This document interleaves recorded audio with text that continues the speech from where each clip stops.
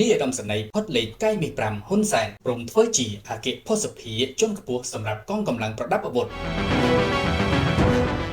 សម្ដេចតេជោនាយឧត្តមសេនីយ៍ផុតលេខកៃមាស5ហ៊ុនសែនបានប្រកាសទទួលយកសំណើរបស់មេបញ្ជាការទាំងឡាយនៅភារកិច្ចជាអគ្គភស្តុភារជាន់ខ្ពស់សម្រាប់កងកម្លាំងប្រដាប់អាវុធសម្ដេចអគ្គមហាសេនាបតីតេជោនាយកឧត្តមសេនីយ៍ផុតលេខកៃមាស5ហ៊ុនសែនប្រធានព្រឹទ្ធសភានិងជាប្រធានក្រុមឧត្តមប្រឹក្សាផ្ទាល់ព្រះមហាក្សត្របានប្រកាសជូនដូចនេះក្នុងឱកាសអញ្ជើញជួបជុំជាមួយមេបញ្ជាការអង្គភាពចំណុចទិសទី2និងទិសទី3នៅទីបញ្ជាការស្រាលទិសទី3ក្រុងសំរោងខេត្តឧត្តរមានជ័យនាព្រឹកថ្ងៃទី26ខែមិថុនាឆ្នាំ2025លោកជាធិរិទ្ធអ្នកនាំពាក្យសម្ដេចតេជោហ៊ុនសែនប្រធានព្រឹទ្ធសភាបានប្រាប់នាយកព័ត៌មានឲ្យដឹងថានៅក្នុងកិច្ចប្រជុំនេះសម្ដេចតេជោហ៊ុនសែនបានប្រកាសទទួលយកតាមសំណើរបស់មេបញ្ជាការទាំងឡាយនៅភារកិច្ចជាអគ្គភស្តុភារជាន់ខ្ពស់សម្រាប់កងកម្លាំងប្រដាប់អាវុធរបស់កម្ពុជាដែលជាការបញ្ជាក់យ៉ាងច្បាស់ពីសម្ដេចនៅក្នុងការជួយដល់កងទ័ពជាពិសេសគឺការធានានៅការផ្គត់ផ្គង់ដល់កងកម្លាំងប្រដាប់អាវុធដែលកំពុងតែប្រឈមជាមួយនឹងសត្រូវទន្ទឹមនឹងការទទួលយកសំណើសម្ដេចតេជោ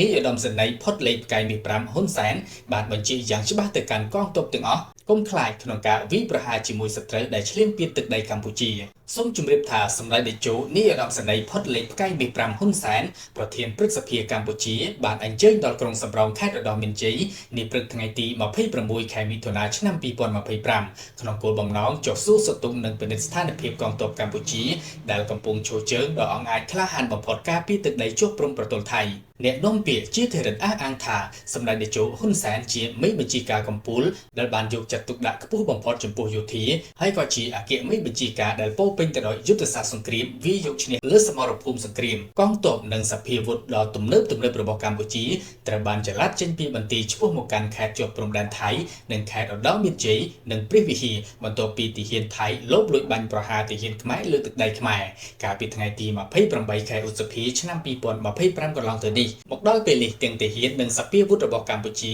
ត្រូវបានត្រៀមបម្រុងជាប់ប្រចាំដើម្បីការពារទឹកដីករណីមានការឈ្លានពានណាមួយពីកងទ័ពថៃ